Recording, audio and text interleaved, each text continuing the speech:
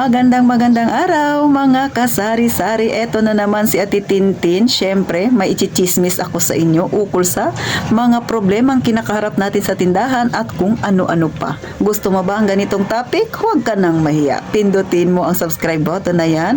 Paki-like na rin ang aking video para matuwa naman si Ate Tintin. Makagawa pa ako ng mas magandang content pa mga kasari.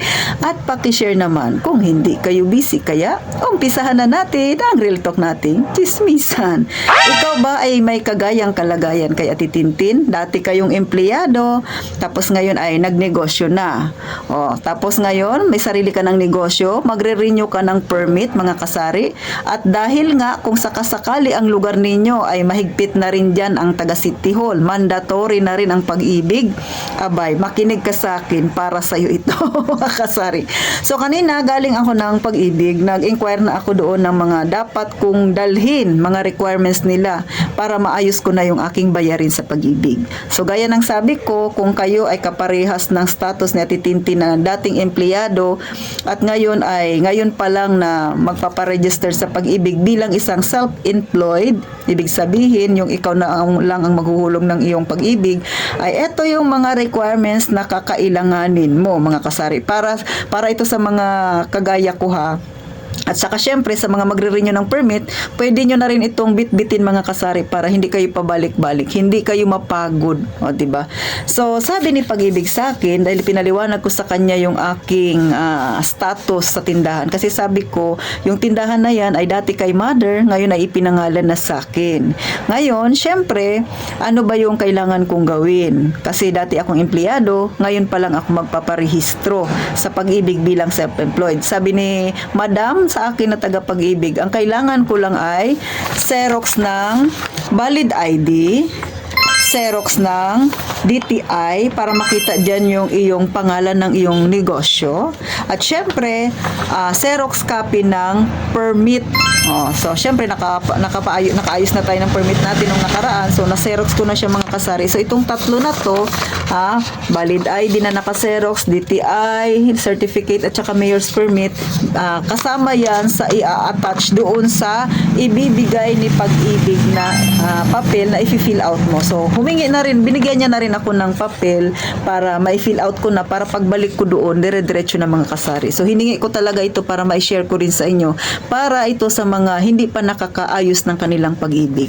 Then syempre, gusto ko ring malaman kung sa kanila mismo ay tama ba yung aking nasabi nung nakaraan na 400 yung bayarin, dahil para mismo sa bibig nila nang galing ay tama po. Ang monthly ni Pag-ibig ay 400 pesos. So sa loob ng isang taon, tayo ay magbabayad ng 4,800, mga kasari.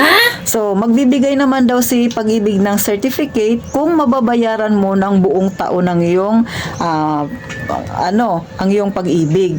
Tapos, mga kasari, pagkabayad mo, hindi mo pa makukuha kaagad yung yung sa kanila, yung papel, yung certification na galing Pag-ibig, kundi mga 1 week pa, mga kasari. So pag nagbayad ka ng isang buong taon, mag-aantay ka pa ng another 1 week bago mo yun makuha. And then dapat meron kayong email ad, mga kasari, yung active na email ad ha. Tapos sabi ko dun sa babae na taga Pag-ibig kung okay lang ba na yung email ad ko ay, kasi yung email ad ko nakapangalan pa dati sa naka-apelyido sa akin nung ako ay dalaga pa. Ngayon kasi ay syempre ay kasal ako, so iba yung gamit ko noon dahil nga naghiwalay naman kami, di ba, na bisto tuloy si Ate Tintin. So kahit hiwalay na kami ng aking ex-husband, ay ang aking email na ginagamit ay nung ako'y dalaga pa. Sabi naman ni Pag-ibig ay okay lang daw yun, mga kasari, as long as active yung email ad na ibibigay mo sa kanila. So walang problema doon, hindi conflict yun, mga kasari ha. So okay na siya. Ulit, pagpupunta kayo kay Pag-ibig, kung kayo ay magbabayad at kukuha ng certificate, 5 days pa or 1 week pa bago nyo makuha yung certification simula nung kayo ay nagbayad. Syempre, bago kayo magbayad, kailangan nyo mag-fill out nito na galing din kay Pag-ibig. Then, dalahin nyo na ang Xerox copy ng mayor's permit, ng iyong DTI, at syempre, ng iyong valid ID.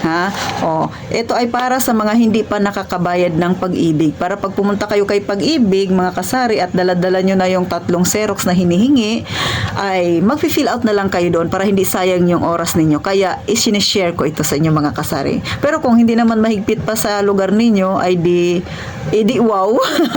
Pero kasi dito sa amin mga kasari, medyo naghigpit na. Mandatory na talaga sa amin dito, lalo na yung mga may sari-sari store. Pero mga kasari, walang problema. Okay naman siya. Bakit? Kasi pag tumanda tayo, yung ating hinulog sa pag-ibig ay i-refund naman nila yun. May kasama pa yung interest mga kasari. So, para ka lang nag-aalkansya. Kaya, huwag manghinayang kung kayo ay magbabayad ng pag-ibig dahil ang pag-ibig ay magiging kapag-ipag-ibig talaga yan kapag dumating na tayo sa senior citizen nating edad, ha mga kasari. So, hanggang dito na lang si Ate Tintin mga kasari. Sana kahit paano nakakuha kayo ng idea, nakatulong ako sa inyo ng kaunti. At gaya nga ng palagi kong sinasabi, mag-iingat tayong palagi, mga kasari.